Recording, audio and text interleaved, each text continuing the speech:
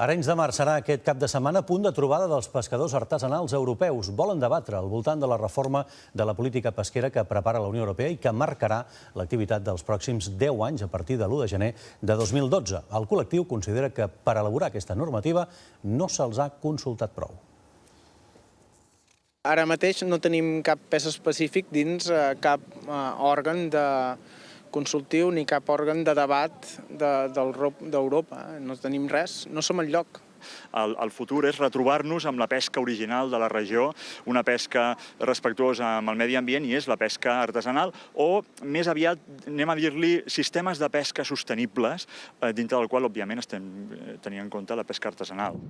En Sergi dirigeix el programa de pesca de l'ONG Fons Mundial de la Natura, que té diversos projectes pesquers a tota Europa.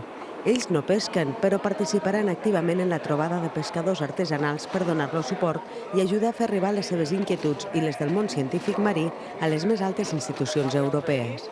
Pescadors i conservacionistes consideren que l'última reforma pesquera de fa 10 anys va ser un fracàs.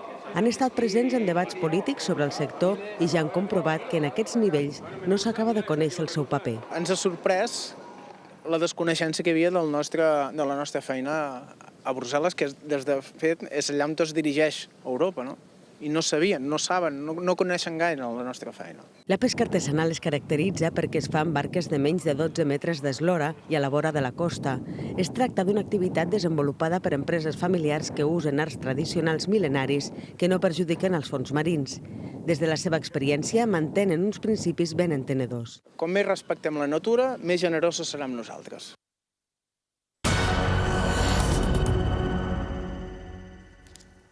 Terrassa es prepara per recuperar el teatre principal. Després de 4 anys d'obres i d'una inversió de 13 milions d'euros, l'equipament estarà en llest d'aquí a 2 setmanes i el mes d'abril hi haurà la funció inaugural.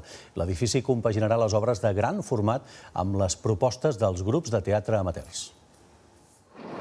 El Teatre Principal de Terrassa aixecarà el teló a l'abril per celebrar la seva inauguració, després d'estar 10 anys tancat. Però també es commemorarà el centenari de la construcció d'aquest edifici.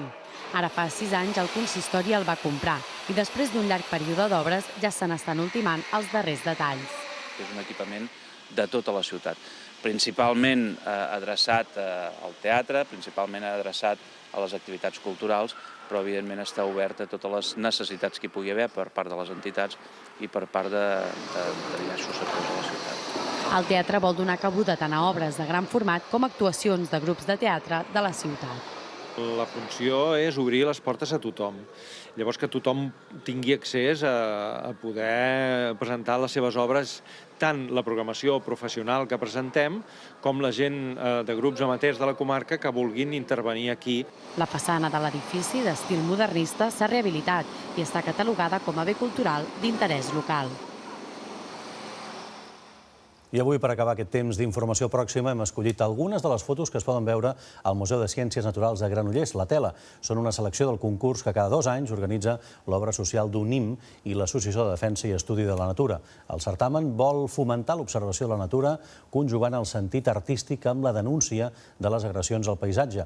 I aquest que veuran és part del resultat. Que passin un bon cap de setmana.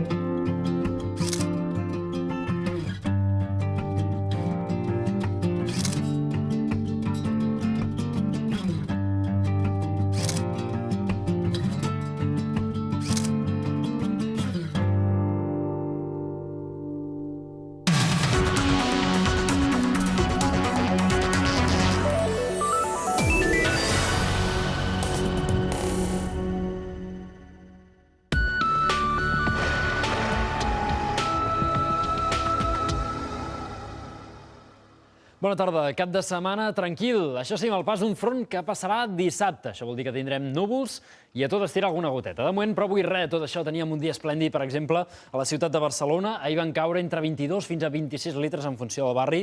Tenien 14 graus i una mica de ventet. I un altre punt, ens desplacem ara fins a Santa Maria Caral, on hi ha 9 graus a la 1 del migdia i encara algunes restes de boires, però vaja, s'han d'anar fonent ràpidament, fruit de la humitat de les pluges o plogims d'ahir. Les pluges més importants d'ahir van deixar fins a 12 litres a Sitges o 20 litres, per exemple, a Arenys de Mar. Cel serè, aquesta tarda, a última hora, arriben alguns núvols prims, serà el preludi del front càlid que ens ha de creuar de cara a aquesta nit i de cara a demà. Demà al matí hi haurà clarianes, però a la tarda torna a passar un altre front, per tant, s'anirà tapant altra vegada, amb cel cada vegada una mica més ennuvolat i alguna goteta que durant la tarda pot escapar-se aquí i allà. Les temperatures demà un palet més altes, de cara a diumenge encara pugen més, coincidint amb l'arribada de més estones de sol. Fins ara.